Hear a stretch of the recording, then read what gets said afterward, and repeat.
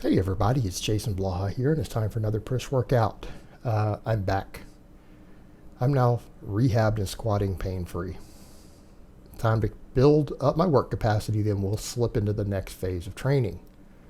Some people have already figured out what I'm going to do, something I'm very, very well known for. Although people who've only been on my channel a year don't actually know what I'm well known for, do they? People forget I've been on YouTube over 6 years. There's only about 3 styles of training that I promote with any degree of regularity. It's not hard to figure out what I promote. That's the funny thing. It's kind of funny. But yeah, I'm going to go back to something that I'm very well known for having done, something I've used multiple times while on YouTube for long periods of time. And that allows me to continue to work in conditioning while I continue to trim body fat down. For those curious, I've never finished my cut. No, I'm not done cutting. Am I sitting at kind of the same weight? Yeah, for a little while. And it'll start working down. Some of it has to do with inflammation.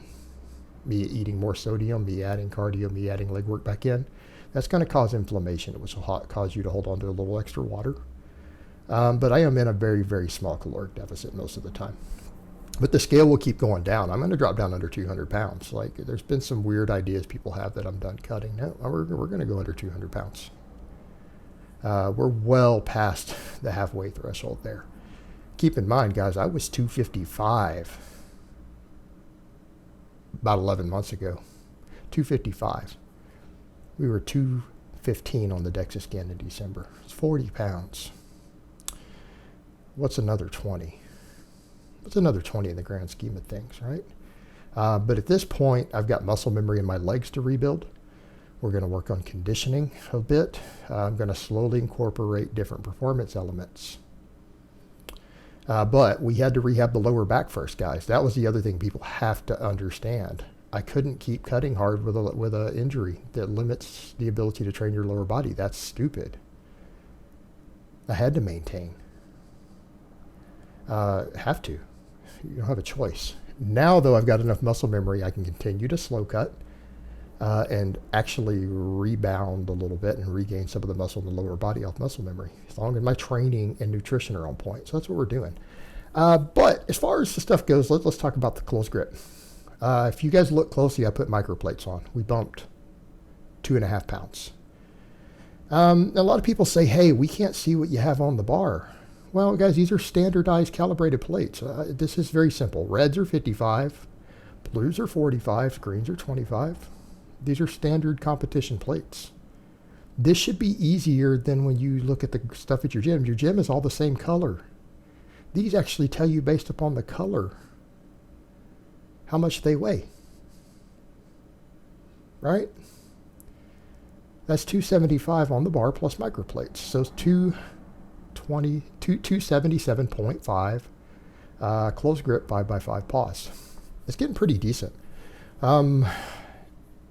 It was a little challenging, but I might be able to bump it again next time. We'll see how it feels. But even 280 for 5x5 on the close grip, I don't think it's going to be bad at all. Be happy with that. Not happy, but it's a starting point. But the pressing has actually been coming along. I'm more excited about the squat. Now, a lot of people are going to be like, Jason, you've only got 325 on the bar for a 5x5. I know, but keep in mind, 6-7 weeks ago, I couldn't squat 135 without excruciating pain.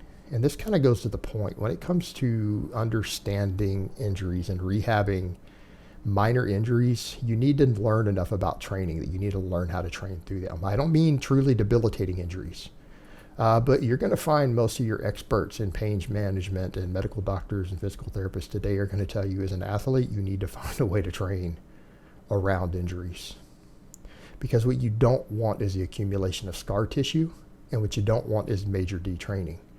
Now, it's one thing if you have an injury that will not let you train without making it worse. Obviously, if you got a partially detached muscle or a broken bone or a shattered vertebrae, that's totally different. Those are severe injuries. We're talking about minor injuries, like in my case, pulled erector. And people forget. People are like, why did that happen? Well, it happened for multiple reasons.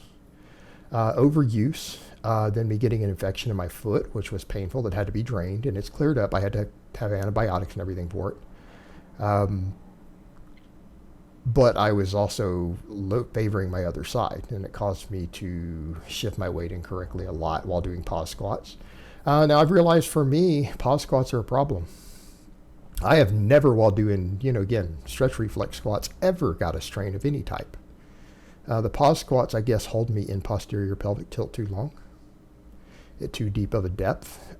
So maybe I personally need to cut them out. There's other ways I can build without doing pause squats. But at this point, I need to just focus on strength. So you know what? We're going to keep normal competition style squats in for a long time. It's fine. I can do other accessories instead of pause squats. I can do good mornings. I can do glute bridges. I can do all that stuff. Get some big movements in, some interesting stuff like that. But for now, we're going to do straight up high bar with a stretch reflex and a belt.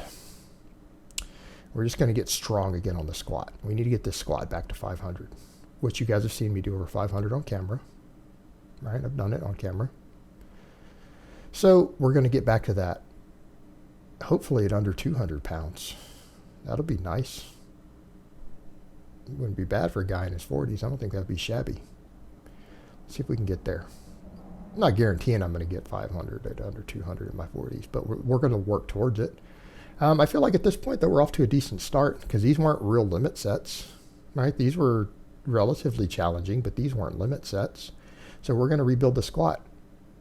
And you guys know where I'm going with the training. For those who really, really have followed me for 5 or 6 years, you guys know exactly what I'm about to do. I don't mean think back a few months ago. I mean think back old school. You guys know what I'm about to do. There's a reason I've gone into a 4-day movement pattern split to rebuild work capacity. I'm going to build all around performance. I'm going to get in shape. And I don't mean bodybuilder in shape. I'm talking athlete in shape. Again, people who've read The Hybrid Athlete also have an idea what I'm going to do. Because I was a fan of what Viata promotes for lifting before I ever heard of Viata. So now anyone who's done any reading, they really know what's coming. But yeah, these 5x5 squats, these were good, no pain. Other than in my quads, oh my God, I felt them in my quads because my quads have detrained. You guys need to remember, I've lost 3 pounds of lean mass in my lower body. That gives me a lot of wiggle room, doesn't it? That gives me some wiggle room for muscle memory there. What's that going to do for my energy turnover? If I can regain that 3 pounds of lost leg muscle and then do conditioning work, I'm going to be a calorie burning machine. Yeah, buddy. But yeah, squats went great. I'm happy with that. And the technique's a lot better, and then we're correcting that thoracic rounding, and the good mornings are going to help with that, When I quit doing good mornings, I feel like that really contributed in the long term to that thoracic rounding. That's fine. I like good mornings. I'm going to do them again. We're going to do them every week. Then the press. You know what? This weight, we didn't get the 3x8 last time, did we? I couldn't get the last set. I got it today. We got it today. And I know it's a lightweight, but 3x8 is a light rep scheme, right? And, these are full range of motion. We're pausing on the chest, right? Pausing on the chest.